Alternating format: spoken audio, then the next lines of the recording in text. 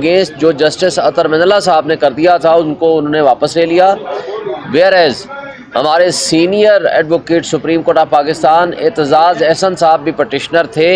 اور ان کی پٹیشن کے اوپر آرگومنٹس ہوئے ہیں اور کل 11:30 بجے دوبارہ اس کیس کو ٹیک اپ کیا جائے گا۔ آج کے حوالے سے جو سب سے اہم امپورٹنس ہے وہ یہ ہے کہ سپریم کورٹ نے اس میں اٹارنی جنرل آفس کو نوٹس بھی کر دیے ہیں اور ان کو کہا ہے کہ اس کو ہم جلدی سے جلدی نمٹائیں گے۔ اور جو اس سے زیادہ اہم بات ہے کہ جو مسنگ پرسنز کے حوالے سے انہوں نے یہ فرمایا ہے کہ ہم اس پہ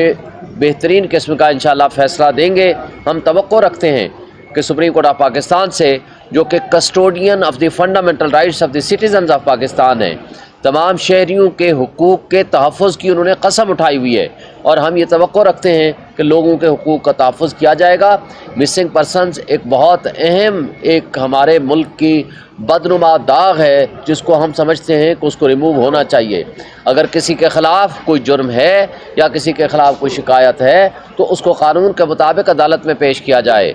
اور ان کے خلاف پروسیڈ کیا جائے۔ اور اگر کسی بھی کوئی بھی ایجنسی یا لا انفورسمنٹ ایجنسیز یا کوئی بھی پولیس یا ایف سی یا آئی ایس آئی کسی کو بھی اٹھا لیتی ہے وہ غیر قانونی ہوگا until and unless اس کے خلاف کوئی مقدمہ ہے تو قانون کے مطابق اس کے خلاف مقدمہ چلانا چاہیے اگر کسی نے جرم کیا ہے تو۔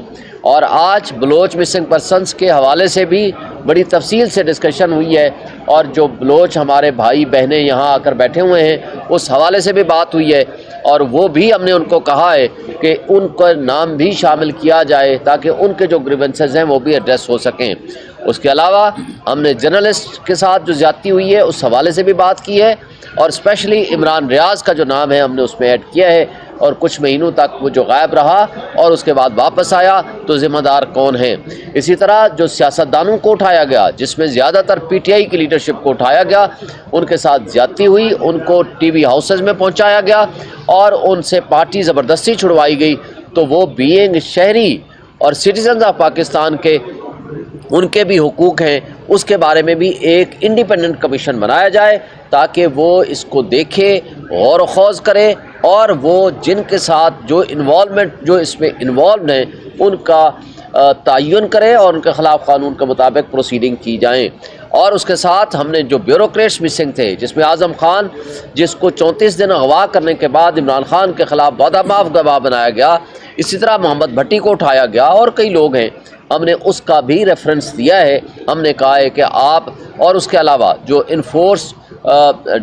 جو ڈسپیرنس ہے اس کا جو انکوائری کمیشن بنا ہوا ہے ان کو بھی ہم نے پارٹی بنایا ہے اور ان کو بتایا ہے کہ ان کی رپورٹ کے مطابق 2200 سے زائد لوگ وہ ہیں جو مسنگ پرسنز میں کے حوالے سے ان کے کیسز رجسٹرڈ ہوئے ہیں لیکن ابھی تک وہ ٹریس نہیں ہو پائے۔ ان کی کیا رپورٹس آتی ہیں وہ بھی وہ پوری تفصیل سے بتائیں گے۔ ہم بجا طور پر یہ توقع رکھتے ہیں کہ سپریم کورٹ آف پاکستان انشاءاللہ اس اہم ترین ایشو پہ بہترین ججمنٹ بھی دے گی، جو کہ آلریڈی 2012 میں بھی یہ ججمنٹ آ چکی ہے سپریم کورٹ آف پاکستان کی، but in continuity of that جو آج لوگ مسنگ پرسنز ہیں ان کا مداوع ہونا چاہیے، ان کو باہر واپس آنا چاہیے، ان کو اپنی فیملیز کو ملنا چاہیے۔ ہاں اگر کسی کے خلاف کوئی مقدمہ ہے تو وہ قانون کے مطابق اس کی پروسیڈنگ ہونی چاہیے۔ شاہد صاحب یہ بتائیے گا کہ چیف جسٹس صاحب کہہ رہے تھے کہ آپ نے متی اللہ جان کا حوالہ